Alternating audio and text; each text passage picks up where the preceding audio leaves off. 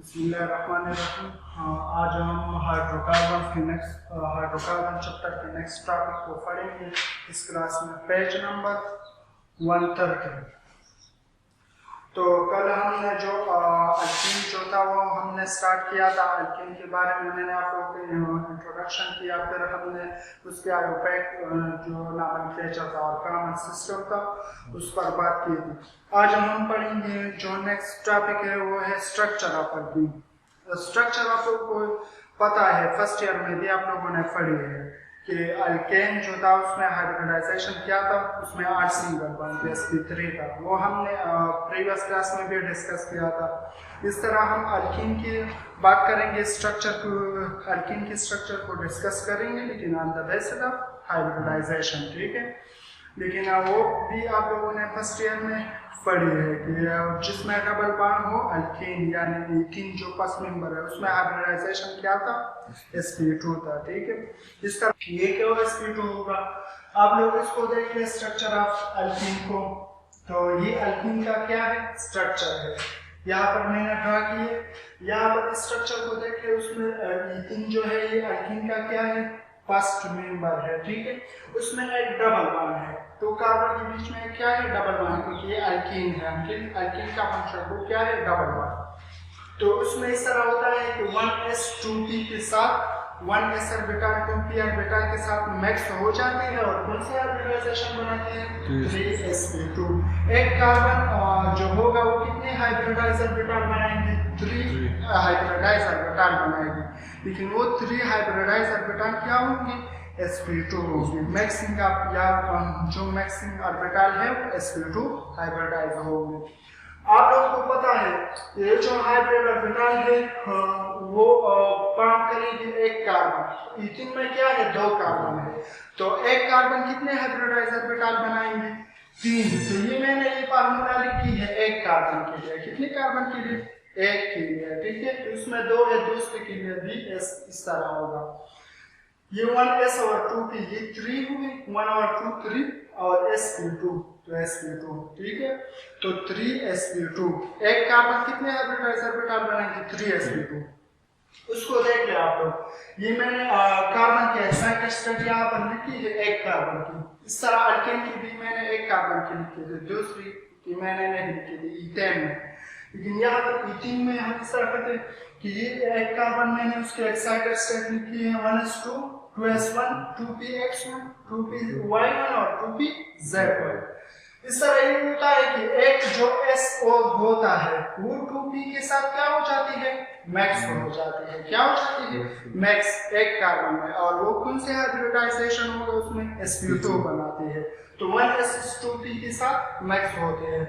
और ये एक जो है 2pz1 ये अनहाइब्रिडाइज रहता है। क्या रहता है, अनहाइब्रिडाइज, मतलब ये हाइब्रिडाइजेशन में हिस्सा नहीं लेता, ठीक है।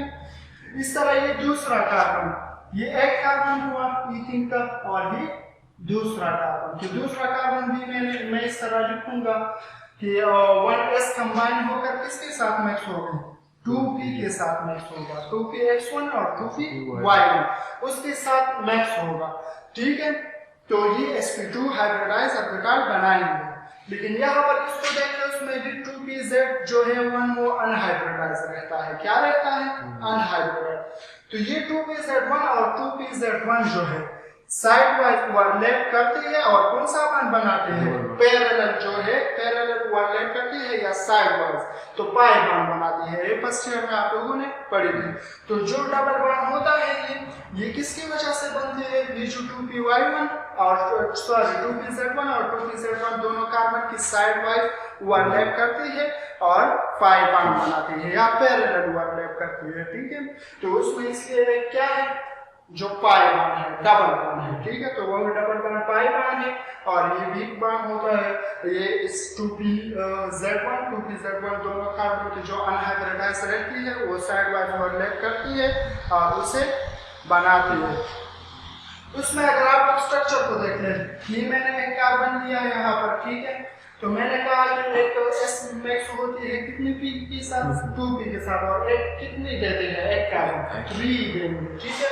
तो एक ये वाला ले दिया sp2, तो ये मैंने कहा था कि p जो शेल होता है वो डम्बल होता है, लेकिन जब ये हाइब्रिडाइजेशन में मिक्स होती है तो इसका एक लूप श्रिंक हो जाता है, छोटा हो जाता है, तो हम एक लूप लेते हैं। ठीक है, ईथेन के स्ट्रक्चर के बारे में मैंने बताया था। तो एक sp2 ये हुआ, इसको देख ले इस फार्मूला को, एक ये हुआ, ये दूसरा और ये तीसरा हुआ। ठीक है, तो उसमें कितनी, एक कार्बन ने कितनी बनाई, ये एक कार्बन, उसमें 3sp2 क्या बनाया, यहाँ पर हाइब्रिडाइज ऑर्बिटल बनाए।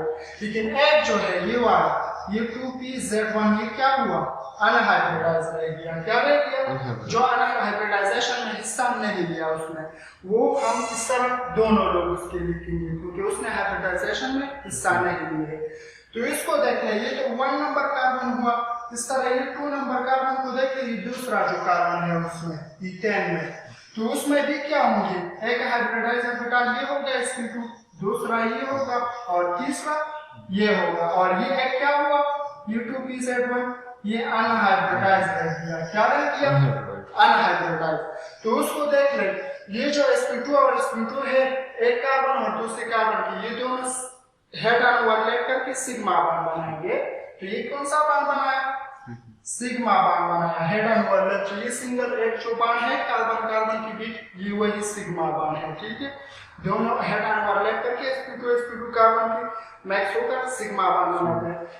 उसके अलावा आप लोग देख ले, एक जो px है, अगर आप लोग ये ले लो, उसके साथ एक हाइड्रोजन है, क्या है, हाइड्रोजन भी है, उसको देख ले, एक हाइड्रोजन उसके साथ है और एक ये भी है, 2 हाइड्रोजन है कार्बन के साथ। तो एक ये हुआ और एक ये, और ये भी हेड ऑन ओवरलैप करके उसके साथ सिग्मा बॉन्ड बनाते हैं। तो यहाँ एक x के साथ और एक y के साथ।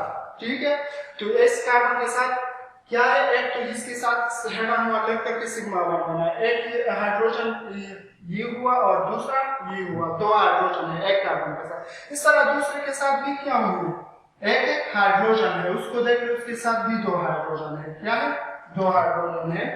तो उसके साथ ये भी हेड ऑन ओवरलैप करके क्या बनाएगा, सिग्मा बॉन्ड बनाएगा। ठीक है, तो उसमें एक जो अनहाइब्रिडाइज रह गया था pz1, उसमें भी और इस कार्बन में भी।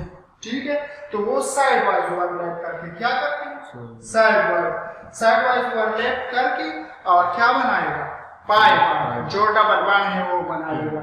ये उसको परपेंडिकुलर है, क्या है, ये जो सिग्मा बॉन्ड है उसके साथ ये जो पाई जो अनहाइब्रिडाइज ऑर्बिटल है उसको परपेंडिकुलर है, और ये आकर एक दूसरे के साथ साइड वाइज या पैरेलल ओवरलैप करके ये डबल बॉन्ड बनाएगा। ठीक है, तो इसके स्ट्रक्चर आप लोगों को समझ में शायद आई होगी। ठीक है, तो उसमें अगर आप लोग देख ले, उसमें कुल कितनी सिग्मा बॉन्ड है, एक इस हाइड्रोजन के साथ है, एक इसके साथ, एक ये है 3 और एक ये और एक ये, तो कितनी हुई, 5 उसमें सिग्मा बॉन्ड है। ठीक है, और एक जो है उसमें पाई बॉन्ड है। तो उसमें आप लोग देख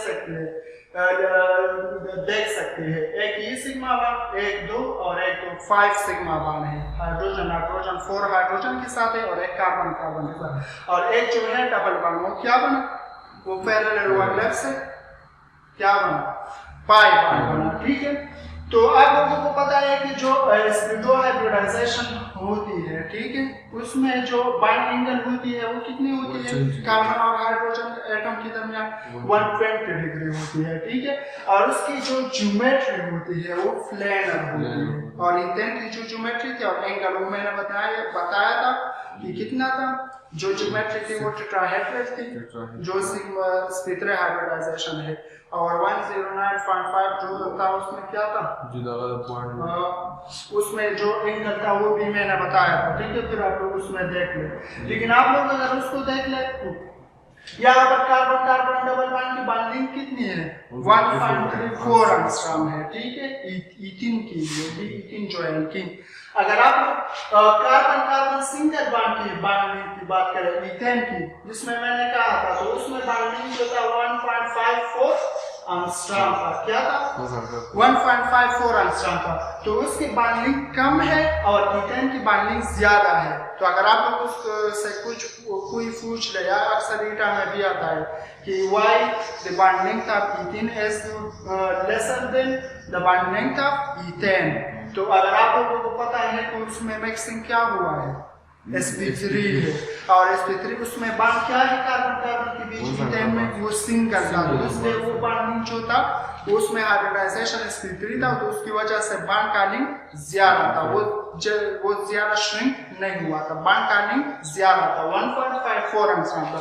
और उसमें हाइब्रिडाइजेशन क्या है, उसमें sp2 है, उसमें एक डबल बॉन्ड बना है साइड वाइज ओवरलैप की वजह से, तो उसकी वजह से बॉन्डिंग क्या हुआ है, ईथेन वाली बॉन्डिंग से थोड़ी डिक्रीज 1.54 एंगस्ट्रॉम से आकर 1.34 एंगस्ट्रॉम तक आ गया है, ठीक है।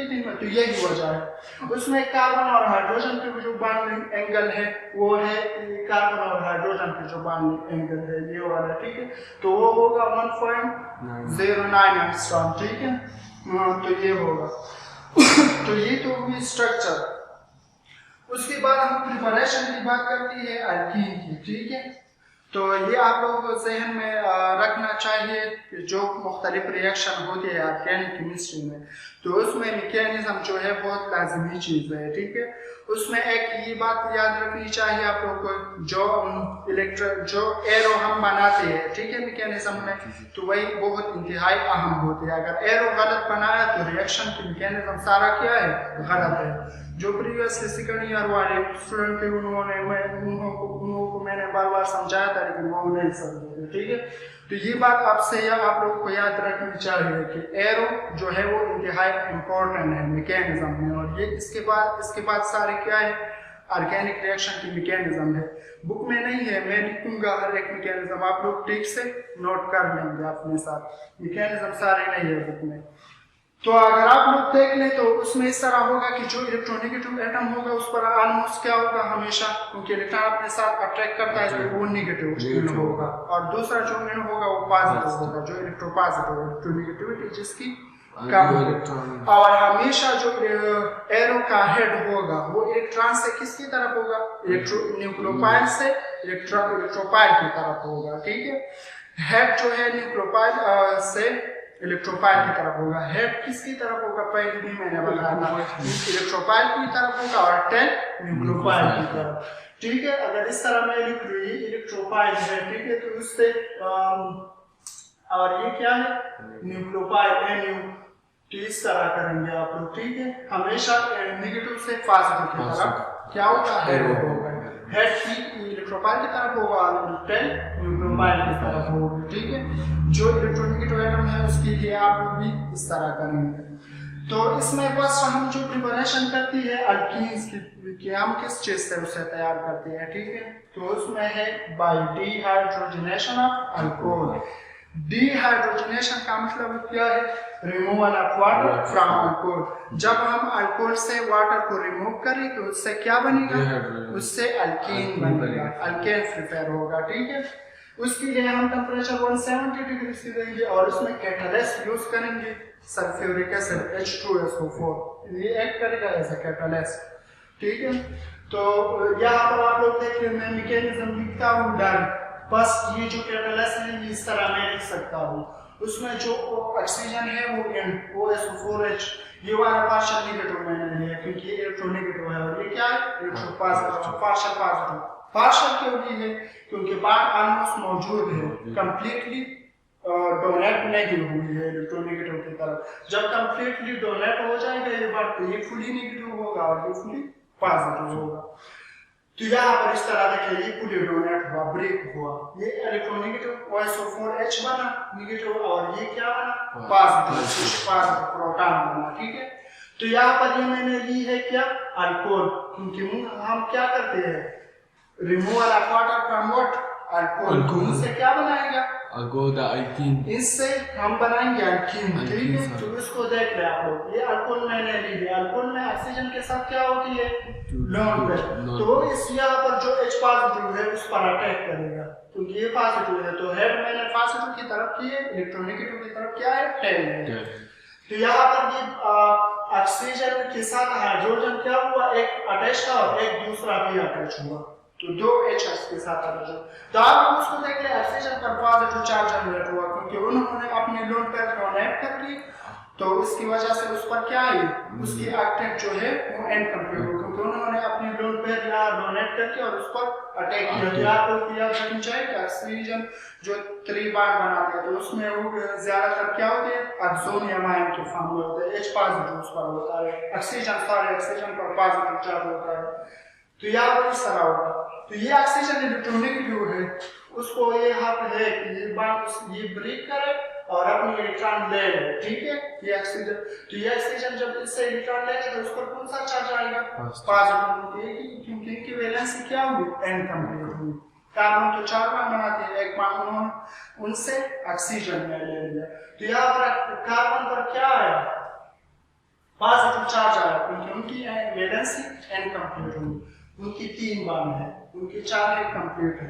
तो ये एज अ वाटर क्या हुआ यहाँ से निकला, ठीक है। फर्स्ट स्टेप में, सेकंड स्टेप में ऐसा तरह होगा कि यहाँ पर OH3H क्या है, वो भी मौजूद है, वो आएगा ये नेगेटिव और यहाँ से इस हाइड्रोजन को निकालेगा और ये बॉन्ड यहाँ शिफ्ट हो जाएगा। तो ये बॉन्ड जब यहाँ शिफ्ट हो जाएगा तो यहाँ पर डबल बॉन्ड बनेगा और यहाँ पर H2SO को वापस क्या होगा, रीजनरेट होगा, क्योंकि ये ऐसा कैटालिस्ट था, कैटालिस्ट रिएक्शन में इन्वॉल्व नहीं होगा, वापस रीजनरेट होता है। तो यहाँ पर क्या बना, रिमूवल ऑफ वाटर भी किससे, अल्कोहल से। यहाँ पर वाटर हमने रिमूव की इस अल्कोहल से और यहाँ इससे बनाया क्या, इससे बनाया अल्कीन। कौन से अल्कीन, ईथीन बनाया, ठीक है।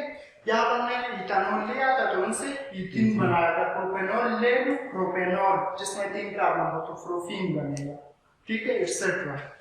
तो इस तरह जो सेकंड रिएक्शन है वो है बाय डिहाइड्रोहेलोजिनेशन, ठीक है, डिहाइड्रोहेलोजिनेशन ऑफ अल्काइल हैलाइड। हम इस तरह करेंगे कि अल्काइल हैलाइड्स लेंगे इसमें, सेकंड जो प्रिपरेशन है, ठीक है, और उसमें रिमूवल ऑफ हेलोजन करेंगे और उसके साथ क्या करेंगे, डिहाइड्रोहेलोजिनेशन एंड वाटर, सही है, water, removal of what, halogen and water, dehydrohalogenation. Hydro means D मतलब हमेशा रिमूवल होता है और हाइड्रो वाटर और हेलोजन, ठीक है, किससे, अल्काइल हैलाइड्स। और उसमें हम यूज करेंगे स्ट्रॉन्ग बेस, सोडियम हाइड्रोक्साइड या पोटेशियम हाइड्रोक्साइड, ये एज अ कैटालिस्ट इस तरह यूज कर सकते हैं। तो यहाँ पर मैंने ली है मैकेनिज्म में, आप लोग देख रहे हैं, उसमें मैंने इथाइल ब्रोमाइड ली है, इथाइल, ठीक है। कौन सी अल्काइल हैलाइड है, इथाइल ब्रोमाइड, हैलाइड भी हेलोजन होंगे इसके साथ, 7 ग्रुप वाले एलिमेंट्स, ठीक है। तो इसके साथ मैंने ट्रीट करवाया क्या, पोटेशियम हाइड्रोक्साइड, सोडियम हाइड्रोक्साइड भी कर सकते हैं। तो उसमें आप लोगों को पता है कि ये क्या होगा, ये नेगेटिव, क्योंकि यहाँ पर क्या है, ऑक्सीजन है, पार्शियल नेगेटिव होगा, ये पोटेशियम मेटल्स है, ये हमेशा इलेक्ट्रो पॉजिटिव होते हैं, तो ये पॉजिटिव होगा। यहाँ पर ये क्या होगा, इलेक्ट्रॉन नेगेटिव होगा और ये इलेक्ट्रो पॉजिटिव होगा, क्योंकि इससे इसकी इलेक्ट्रोनेगेटिविटी क्या है, ज्यादा है। तो ये जो इलेक्ट्रोनेगेटिव है इस पोटेशियम पर क्या करेगा, अटैक करेगा, ठीक है। तो यहाँ पर पोटेशियम ब्रोमाइड निकलेगा, एक बात ये हुई। दूसरा यहाँ पर ये OH नेगेटिव भी बन जाएगा, ठीक है। और यहाँ पर इससे जो ब्रोमीन था वो निकला तो उसकी वैलेंसी क्या हुई, फिर कम हुई, एक बार से लास्ट हुआ। ब्रोमीन ने ये बांड लेकर और ये पोटेशियम के साथ बांड बनाया, पोटेशियम ब्रोमाइड, तो इस पर क्या आया, पॉजिटिव चार्ज आया, क्या आया, पॉजिटिव चार्ज। तो आप देख ले उसको, यहाँ पर हाइड्रोक्साइड बनी लेकिन नहीं नेगेटिव, तो ये हाइड्रोक्साइड क्या करेगा, इस हाइड्रोजन को फिर एब्स्ट्रैक्ट करेगा, निकालेगा, ठीक है। और ये जो बॉन्ड है उसके साथ ये यहाँ शिफ्ट हो जाएगा, क्या हो जाएगा, शिफ्ट हो जाएगा, क्योंकि इनकी वैलेंसी कंप्लीट हो जाएगा। तो यहाँ पर क्या बनेगा, ईथीन बनेगा और यहाँ पर H उसके साथ निकल जाएगा, तो यहाँ पर ऐसा वाटर रिमूव हो जाएगा, क्या हो जाएगा, वाटर रिमूव हो जाएगा। तो यहाँ पर वाटर बनेगा और उसके साथ साथ ईथीन बनेगा। तो हमने ईथीन को प्रिपेयर किया, किससे, रिमूवल ऑफ हेलोजन किया, यहाँ हेलोजन निकाला और दूसरे स्टेप में वाटर निकाला, तो डिहाइड्रोहेलोजिनेशन किया हमने, किसकी, अल्काइल हैलाइड की, ठीक है। तो उनसे हमने ईथीन बनाया। तो ये मैकेनिज्म आप लोगों को ठीक से लिखनी चाहिए, ठीक है, और हर रिएक्शन का मैकेनिज्म आप लोगों को ठीक से लिखना होगा, क्योंकि एरो गलत की तो सब मैकेनिज्म या रिएक्शन गलत होगा, ठीक है, पेपर्स में उस पर मार्क्स नहीं मिलेंगे। और अगर हम रिएक्टिविटी की बात करें, किसकी, किसकी रिएक्टिविटी की? अल्कीन की रिएक्टिविटी की बात करें, ठीक है। तो अल्कीन जो है ये ज्यादा रिएक्टिव है अल्केन से। किससे ज्यादा रिएक्टिव है? अल्केन से। क्यों ज्यादा रिएक्टिव है? और ये जो है किसकी वजह से ज्यादा रिएक्टिव होगा? पाई बॉन्ड की वजह से। किसकी वजह से? Pi bond. डबल बॉन्ड की वजह से अल्कीन ज्यादा रिएक्टिव होगा। किससे? अल्केन से। अल्केन में आर बॉन्ड सिंगल थी, उसमें डबल बॉन्ड नहीं था। और उसमें मैंने आपको बताया था अल्केन जो रिएक्शन करती है ज्यादातर वो सब्स्टिट्यूशन रिएक्शन करते हैं। और अल्कीन कौन सी रिएक्शन करेंगे? एडिशन। इसके साथ डबल बॉन्ड है, सिंगल को चेंज हो सकता है। अल्कीन के साथ अगर आप लोग एक रिएक्शन को ऐड करें या एक रिएक्टर को, तो वही जो डबल बॉन्ड की इलेक्ट्रॉन है वो इजीली रिएक्शन जो इलेक्ट्रोपाइल है हिफाजत, ठीक है, वहां पर इलेक्ट्रॉन रिच सेंटर है, डबल बॉन्ड है, ठीक है। अगर आप लोग इसको देख ले, यहाँ पर मैं इस तरह लिख सकता हूँ, ये मैंने एक अल्कीन ले लिया, ठीक है, और उसके साथ मैं ऐड कर रहा हूँ, क्या ऐड कर रहा हूँ? इलेक्ट्रोपाइल ऐड कर रहा हूँ, ठीक है।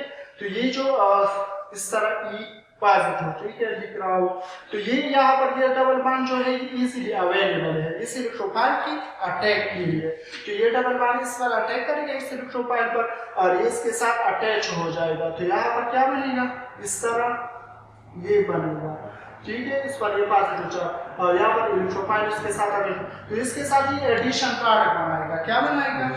Addition product. तो ज्यादातर अल्कीन क्या है, उसमें डबल बॉन्ड है, तो इलेक्ट्रोपाइल पर अटैक करके और उसके साथ ऐड होता है, ठीक है। और ये इलेक्ट्रॉन जो है पाई इलेक्ट्रॉन डबल बॉन्ड की इजीली अवेलेबल होते हैं। किसके लिए? इलेक्ट्रोपाइल की अटैक के लिए। तो इसकी वजह से ये क्या है, ये ज्यादा रिएक्टिव है। किसकी वजह? किससे? अल्केन से। क्योंकि अल्केन में डबल बॉन्ड नहीं है और उसमें वो इलेक्ट्रॉन इजीली अवेलेबल नहीं होते। वो मैंने बताया था कि उसके जो बॉन्ड्स है are sigma bond fully saturated है, ठीक है। ऑलमोस्ट इलेक्ट्रोनेगेटिविटी कार्बन और हाइड्रोजन की सेम थी उसमें। तो इस डबल बॉन्ड की वजह से हम कहते हैं कि उसकी रिएक्टिविटी इथेन अल्केन से ज्यादा है, ठीक है। तो इलेक्ट्रोपाइल जो है जो इलेक्ट्रॉन ढूंढते हैं, तो ये इलेक्ट्रॉन है, यहाँ पर इलेक्ट्रॉन सेंटर है, डबल बॉन्ड है और इजीली अटैक के लिए इलेक्ट्रोपाइल के अटैक के लिए अवेलेबल होते हैं। इलेक्ट्रोपाइल क्या होता है? इलेक्ट्रॉन सीधी, वो इलेक्ट्रॉन को ढूंढते हैं, ठीक है। तो यहाँ पर इलेक्ट्रॉन ज्यादा है, तो जब इलेक्ट्रोपाइल आएगा तो इलेक्ट्रॉन इजीली उस पर अटैक करेगा और उसके साथ क्या बनाएगा? Addition product. क्या बनाएगा? एडिशन। तो वो जो रिएक्शन करती है ज्यादातर वो कौन सी रिएक्शन होती है? Addition reaction. और ये सिंगल डबल बॉन्ड या उसके साथ बॉन्ड बनाएगा तो ये किसको चेंज हो जाएगा? सिंगल। उससे चलेगा कार्बन बनाएंगे, क्या बनाएंगे? अल्कीन चेंज होंगे अल्केन को, ठीक है। तो सैचुरेटेड हाइड्रोकार्बन बनाएंगे। तो यहाँ तक काफी है और इसके बाद हम रिएक्शन का वर्किंग को इंशाल्लाह डिस्कस करेंगे।